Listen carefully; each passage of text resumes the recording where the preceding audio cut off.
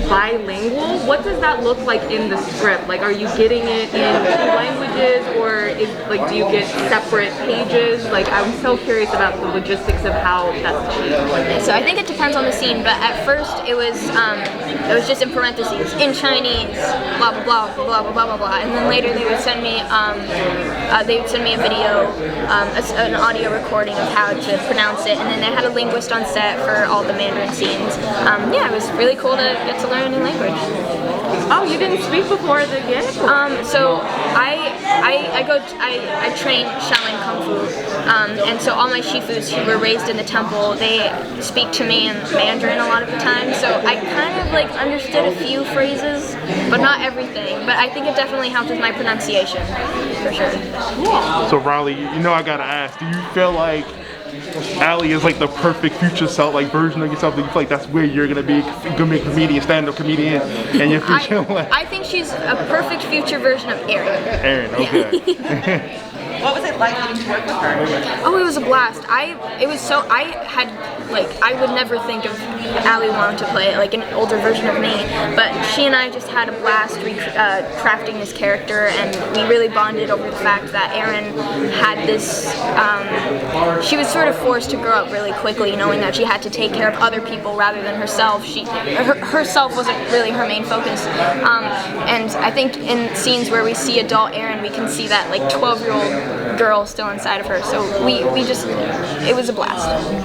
Why do you believe that KJ is so timid about exploring what's going on with her future self? I wouldn't say that she's necessarily timid. I would say that, you know, she has all these expectations put on her from when she's younger, and when she's in 88, her family has this very heavy hold on her of trying to shove her into this box that she doesn't feel like she fits in. And so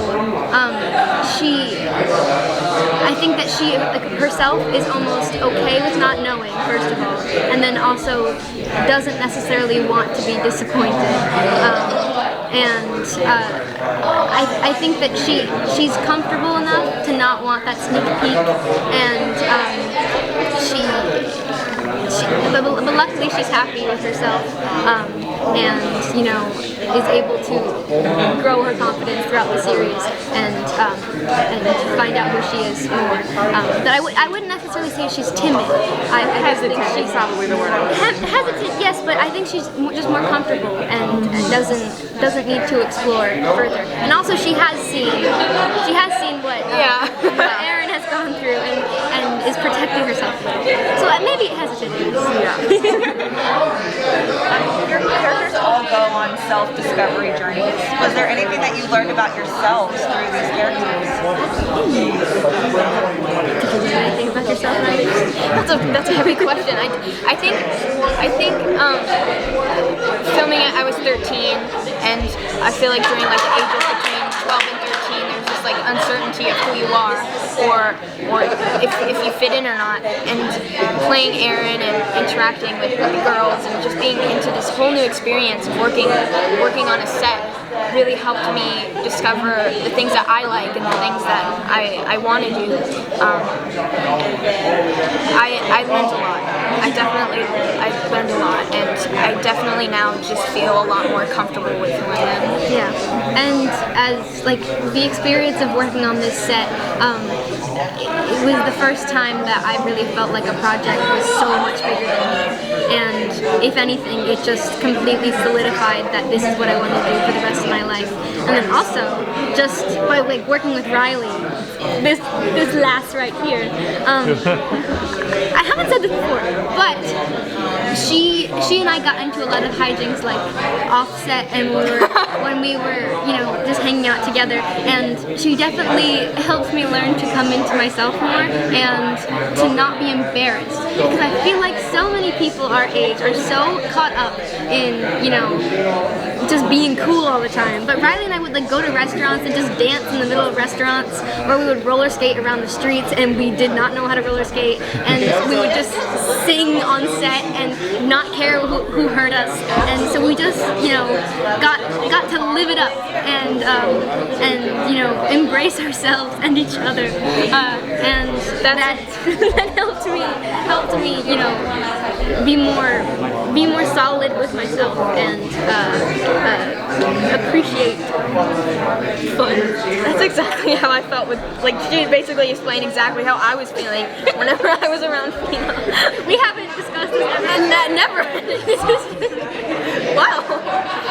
So we're living in a really challenging time where a lot of people from minority groups are being targeted, and both of your characters have really special storylines and like represent, I guess, the other.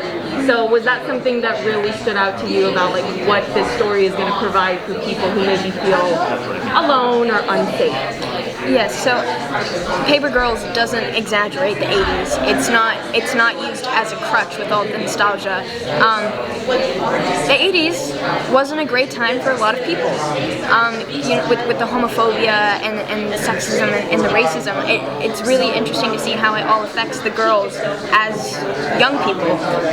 And I'm really happy that we get to be a part of a project that portrays how how the 80s actually was, and it doesn't feel romanticized or forced upon. Anything you want to add? Each of the girls have they have such a special arc that anyone can find themselves in, and for KJ's story, I really tried to approach that with a lot of care and with the knowledge that there were a lot of people who might need this story. All right, we're actually going to head down to that. And so I hope that audiences are happy with what we've done. It's really a place where I think a lot of people will be able to come together and see themselves on screen and hopefully be able to overcome some things that they may be feeling in their own lives.